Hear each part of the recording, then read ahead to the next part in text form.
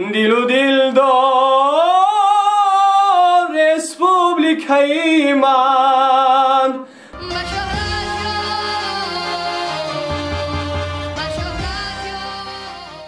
آوازخوان 17 ساله تاجیک شاهرخ یونسوف چند پیش با این ترانه در بین 25 سراینده نامدار از کشور دنیا در سبقت آزیا میکن قرقیزستان جای سوم را به دست آورد. او از جوانترین اشتراکدار این آزمون بود، اما این نخستین جایزه شاهرخ نیست. تا رسیدن به این صحنه، هنر شاهرخ در صحنه‌های دیگری بین المللی اعتراف شد.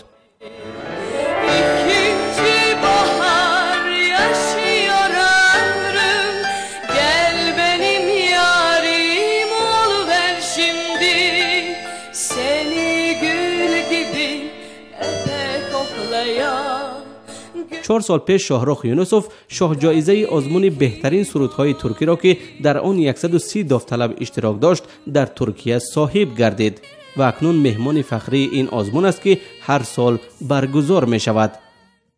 وقتی که من جایزه 3 مدال طلا در بین 130 دولت در دولت ترکیه سزاوار گشتم، سروزیر ترکیه محترم رجب طیب اردوغان از این به حیرت آمد و مرا از بین همه اشتراکچیان به قصر خودش دعوت نمود که با من هم صحبت شد.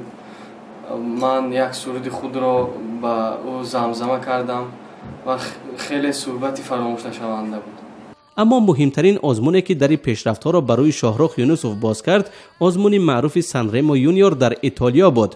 او در این آزمون با ترانه مشهور نیاپولیتانی آ سول میا یا آفتاب من هنرنمایی کرد و جای اول را گرفت. به دنبال این بهترین جایزه ها را در سبقت ترانه ها در روسیه، قزاقستان، بلاروسیا و دولت های دیگر به دست آورد. هموطنان و خانواده این نوجوان 17 ساله از وجود او، از هنر او افتخار و به آینده او همچون یک هنرمند اعتماد دارند. من صاحب 5 فرزند و 17 نبیره می باشم. 7 ایویره دارم. از بین همین فرزندانم، از بین نبیرگانم، ایویرگانم یگانه شاهرخ همین به ساحه صنعت دلبستگی پیدا کرد. شاهرخ درس موسیقی نخوانده است. هنر او را در آغاز استادانش در مکتب ترکی و تاجیکی کشف کردند و گفتند که این هنر خدایداد را قدر کند و رشد دهد. ولی استاد اصلی او هنرمند معروف تاجیک مقیم ایتالیا ادهم خالقوف است که هر سال در فصل تابستان به دوشنبه می آید و نازکی های اپرا را به او می آموزاند. شاهرخ یونسوف زاده شهر کانیبادام شمال تاجیکستان است و در عائله زیایی به دنیا آمده است. او را اساساً پدر بزرگ معلمش تربیت کرده است. شاهرخ به جز زبان مادریش باز با 3 زبان دیگر ترکی و انگلیسی و روسی آزادانه صحبت می کند. بعد 3 سال تحصیل در مکتب ترکی شهر خوجند، سال 2014 رئیس جمهوری تاجیکستان امام علی رحمان از او پشتیبانی کرد و برای ادامه تحصیل به دوشنبه دعوت نمود.